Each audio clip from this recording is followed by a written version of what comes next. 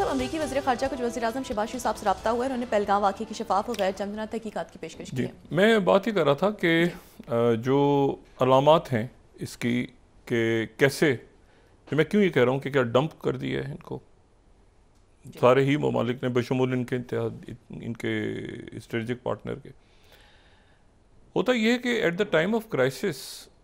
आप एक मुल्क में कितना लोग आपके साथ मुत्तहिद होते हैं, यानी उनका दारोमदार सारा क्या इस बात पे था कि पाकिस्तान में तकसीम है, लोग आपस में उनके सियासी इख्तलाफात हैं या बहुत ज़्यादा, तो इस वक्त ऐसे होगा, इस बात पे इन्हिसार था। तो वैसे तो नहीं हुआ,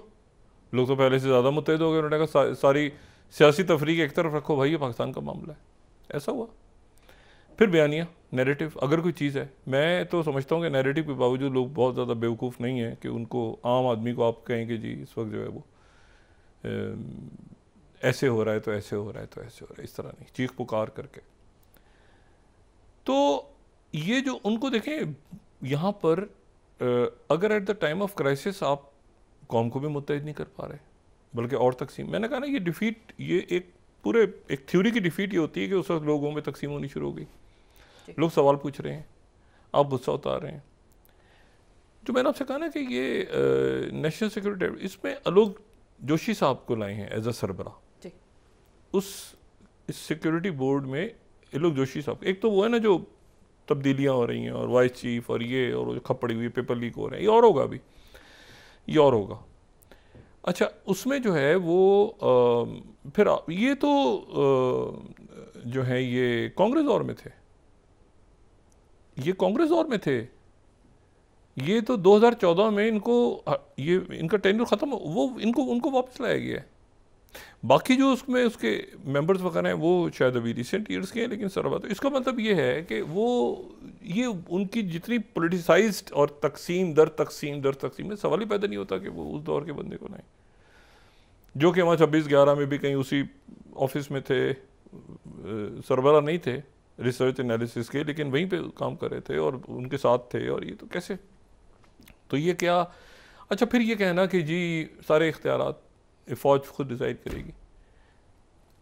इन्होंने इख्तियारात दिए हैं या फ़ौज ने ले लिए हैं एज अ प्रोफेशनल, या उनको उनसे बात हुई है कि इस क्राइसिस के अंदर हम आपसे बात करेंगे, और अजित डोवल की जगह वो जो अलोक जोशी हैं उनसे अब दुनिया बात करेगी। एक पैरेलल क्या सिस्टम खड़ा हो गया है इस वक्त। देखिए ना, उस वक्त उस दौर के प्री मोदी एरा के एक साहब जो तस्वुर ही नहीं इनके, ये तो जो हालात है उसमें तो मतलब ये तो सोच भी नहीं सकते आपके, आप उस दौर के जो बंदे को सरबराह बनाए इस इम्पोर्टेंट बोर्ड का, और अजित डोवल तो नज़र ही नहीं आए इस पूरे अरसे में। अच्छा, अब बात यह है कि ये जो है ना, ये आप ज़्यादा कह नहीं सकते अब, डीप स्टेट फलाना हमें हटा दिया, उधर अमेरिका हमारे साथ नहीं है, सेंट मार्टिन आइलैंड में डॉक्टर यूनुस की कितनी इज़्ज़त है दुनिया में इस वक्त, और एक दौर आज भी ऐसा है कि एक वक्त में जो है लोग टेररिस्ट होते हैं और टेररिस्ट से जो है वो फ्रीडम फाइटर्स बन जाते हैं। ऐसे हुआ है कोई एक दफ़ा, तो जो पूरी तारीख भरी हुई है, नेल्सन मंडेला से लेके और यासिर अरफात से लेके और जेरी एडम्स से लेके, और एक तवील फहरिस्त है, अहमद शरा कुछ अरसे तो बन रहे थे। लेकिन मसला ये है कि वो इसलिए कि अपने मुल्क को, अच्छा वो सीरिया का तो बर्बाद शुदा सीरिया है ना, तो सीरिया को तो रिकन्स्ट्रक्ट करना, आपने दोबारा बनाना है, लेकिन फिर भी बात हो रही है रूस से, उन्होंने सबको शामिल कर लिया, छोटे मोटे मामला चलते रहेंगे, एक दफ़ा रियासतें बिखर जाएं तो उनको संभालना, सारे मुल्क सपोर्ट कर रहे हैं। अच्छा, अहमद शरा का आना जो है, इसका मतलब है टर्की, कतर, सऊदी अरेबिया, ये सारे सीरिया के ऊपर इकट्ठे हैं इस वक्त। वहाँ पे कैलकुलेशन ये हो रही है कि शायद टर्की पाकिस्तान के साथ है और कुछ मुल्क नहीं, वो जो इस्लामी ममालिक हैं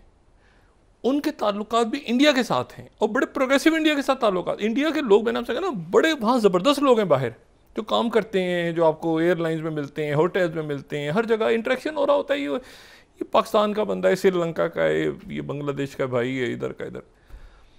अब अगर वो चीज़ बाहर जानी शुरू हो जाएगी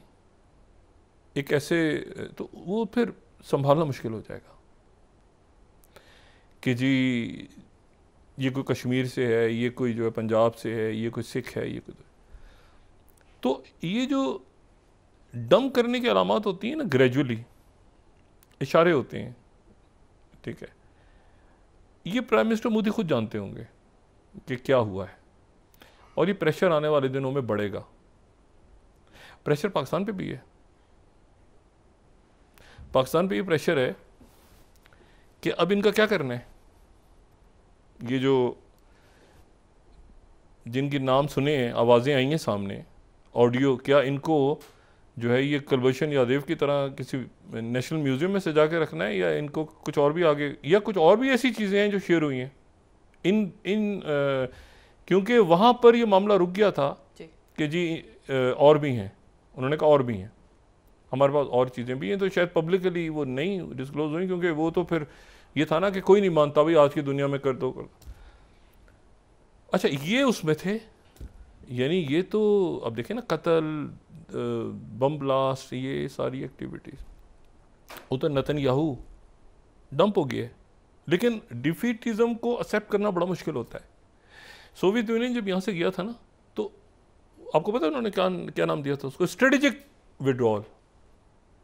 और वहाँ पे जो है ना जमहूरियतें आज़ाद हो रही थी, और अमेरिका ने भी कुछ ऐसे ही नाम दिया था, स्ट्रेटेजिक विड्रॉल अफगानिस्तान से, और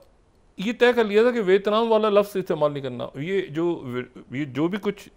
होगा उसके बाद वो वियतनाम वाली सूरत हाल नहीं इख्तियार करनी। मतलब ये बताना है लोगों को, ये हमारी स्ट्रेटेजिक, हमने जो भी कुछ हुआ है स्ट्रेटेजी के तहत ही हमने खुद ही तारक किया था। मतलब क्योंकि वो ना हो कि वो आप एक और जॉन रैम्बो को जन्म दे दें जो वियतनाम में लड़के वापस गया तो पता चला कि उसको थाने में बिठा के पुलिस मार रही है वहाँ पे। वो इतनी नफरत है, वो जो फर्स्ट ब्लड में हमेशा कोट करता हूँ ना करैक्टर जॉन रैम्बो का, वो अपनी तरफ से वहाँ लड़के वापस आए वियतनाम से, वो समझ रहे हैं कि मेरे लोगों पे टॉर्चर हुआ है, मुझे वो जाता है पुलिस वाले से कहता है वियतनाम से थप्पड़ मार रहे हैं उसको, वहाँ से वो स्टार्ट होता है करैक्टर। यानी ये उस दौर का ये अमेरिका दिखाया हुआ है। अब सवाल ये है कि ये क्या आज की दुनिया में बिजनेसमैन लोग बाहर से आना जाना, कम्युनिकेशन, आपने वो फ्लाइट्स बंद करवा दी, खुद भी बंद, आप भी बंद, आगे दुनिया से अलग थलग हो गए सारे। तो मेरा ख्याल है कि एक नज़रिए की, अच्छा वो ये मैं आपको बताऊं, पाकिस्तान को सूट करता है। इनका ख्याल ये है कि पाकिस्तान को सूट नहीं करता, पाकिस्तान को, ये मेरा अपना ख्याल है, आई मे बी एब्सोल्युटली रॉन्ग, मैं कोई पाकिस्तान की नेशनल पॉलिसी, लेकिन ओवरऑल मेरा तज़िया ये है कि मोदी पाकिस्तान को सूट इसलिए करता है कि वो जो कुछ वहाँ हो रहा है लॉन्ग टर्म स्ट्रेटेजी में,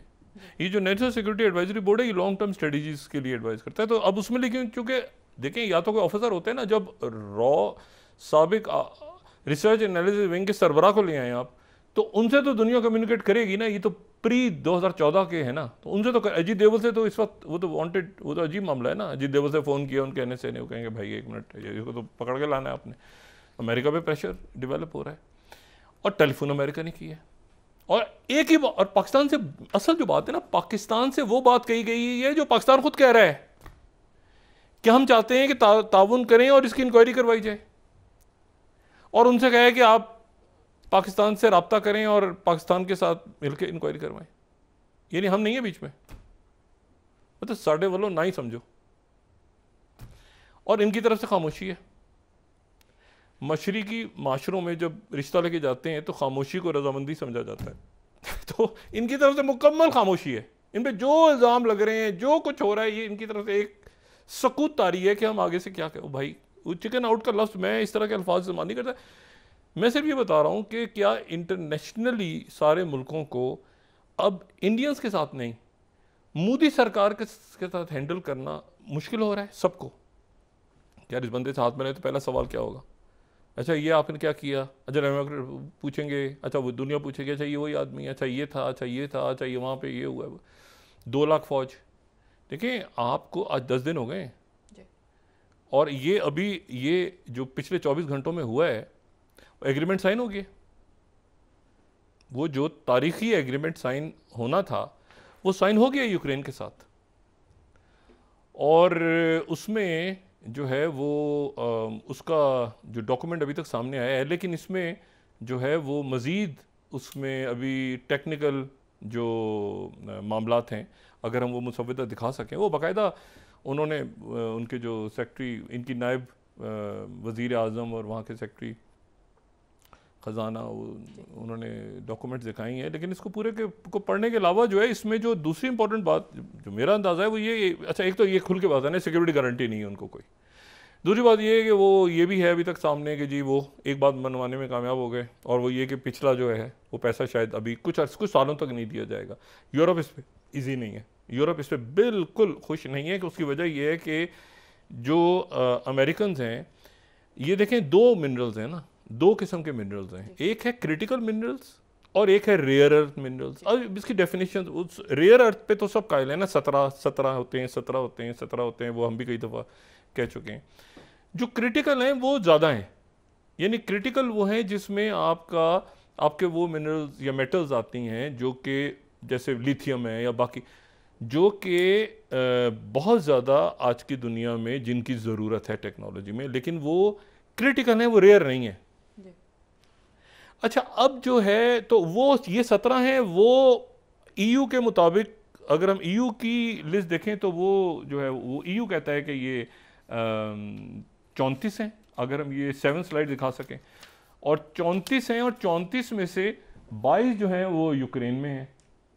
अब इसमें ग्रेफाइट है, लिथियम है, अच्छा वो अलग, ये ध्यान में रखें, रेयर अर्थ अलग है, ये टोटल है, यानी ये जो है ना ये क्रिटिकल मिनरल्स हैं। रेयर तो रेयर है ना, क्रिटिकल कुछ और है, क्रिटिकल जो आपके पास ज़रूरत है बहुत ज़्यादा। अच्छा, अब ये इन इलाकों में तो ये बहुत सारे इलाके तो चले गए हैं जनाब रशिया के पास, और इसके ऊपर वाशिंगटन पोस्ट ने, ये अभी ज़ाहिर है क्लासिफाइड है और ये अंदाजे ही हैं, अगर हम इसको दिखा सकें इस मैप को, मैं देख रहा था कि इसमें अगर हम ये थोड़ा सा नीचे हम देखें तो उसमें 26 ट्रिलियन शायद उनकी कॉस्ट है, अगर हम दिखा सकें, अगर स्लाइड हमारे पास है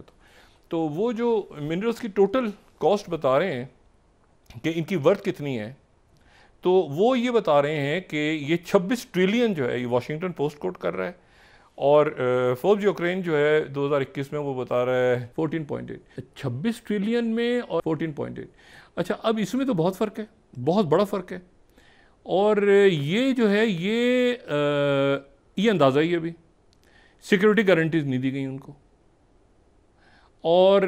थोड़ा सा रास्ता खोला गया है इसमें कि इसमें जो है वो शायद यूरोप को भी आगे जाके शामिल कर सकें, लेकिन ये पार्लियामेंट वगैरह से अप्रूव हो जाएगा। सिक्योरिटी गारंटी कुछ भी नहीं है। इसके ऊपर जो दिमित्री जो वहाँ पे जो रशिया की तरफ से जो एक स्टेटमेंट आया है, तो वो जो है दिमित्री मेदवेदेव की तरफ से, वो उसकी वर्डिंग्स बड़ी इंटरेस्टिंग है। 7 स्लाइड अगर हम देखें, वही कहते हैं कि Trump succeeds in making Kyiv used mineral resources to pay for US aid. Dmitry Medvedev वही जो प्रेसिडेंट और प्राइम मिनिस्टर रहे पुतिन के साथ, वो कहते हैं नाउ द कंट्री, यूक्रेन के बारे में क्या अल्फाज हैं, now the country that is about to disappear will have to use its national wealth to pay for military supplies, the Russian Security Council Deputy Chairman said. अच्छा, अब बात यह है कि ये यहाँ से वहाँ पे ज़ाहिर विक्ट्री परेड होने जा रही है, रशिया भी देख रहा है चीज़ें साहब, ये आहिस्ता आहिस्ता दुनिया पीछे हटेगी, ये पीछे हटेगी, क्योंकि वो अमेरिका के साथ मामला चल रहे हैं अब यहाँ पे, और वो सेंट्रल एशिया को रशिया देख रहा है, आगे उनके बहुत दुनिया आगे की तरफ जा रही है, अब मुल्कों ने आगे जाना है। अब एक जगह पर आपकी बिजनेस के लोग नहीं आ सकते, चाइना के साथ टैरिफ स्टार्ट हो रहा है, दोबारा टॉक्स शुरू होने वाली है, किसी भी वक्त अमेरिका के और चाइना की वो इशारे आने शुरू हो गए हैं, तो चाइना के साथ टॉक शुरू हो जाएंगी, तो वो ट्रेड वगैरह सारा मामला तो उधर ही आगे पीछे जाए हुए हैं, तो वो सारे उनके साथ बेहतरी हो जाएगी दोबारा। अच्छा, जो आज शुक्रिया अदा किया है जो UAE के प्रेसिडेंट हैं उनका, प्रेसिडेंट पुतिन ने, कि आपने इतने से बहुत साथ दिया इस पूरे उसमें। इसका मतलब यह है कि वो अब विक्ट्री परेड जो होने जा रही है, तो उससे पहले ही वो जो 3 दिन की सीज़ फायर है, शायद वो कंप्लीट सीज़ फायर की तरफ चली जाए, क्योंकि ये सरेंडर तो हो गया, ये मिनरल डील वगैरह ले गए, नेटो का रुकन नहीं बनेगा, वो सिक्योरिटी गारंटीज हैं नहीं, या वो US कॉलोनी होगा या वो रशियन कॉलोनी होगा, यानी उसका फेट आइंदा यूक्रेन का 2 लोग बात किया करेंगे आपस में, अमेरिकन और रशियंस, और वो आगे से वो तय किया करेंगे कि क्या करना है, और चाइना को इसमें कोई इशू नहीं है। चाइना का कोई इशू है ही नहीं, ये सारा मिल मिला के भी दूर दूर तक रेयर अर्थ और क्रिटिकल अर्थ दोनों में चाइना तक नहीं पहुंच सकते। तो चाइना इज ओके कि यार ठीक है, ये तो इतना बड़ा था ना, एक जो पावर प्रोजेक्शन हुई है तो उसमें तो अब पूरा अरसर नौ तरतीब दिया जाएगा ना, चेस बोर्ड यूरोप का, नेटो का, फारिग हो गया नेटो।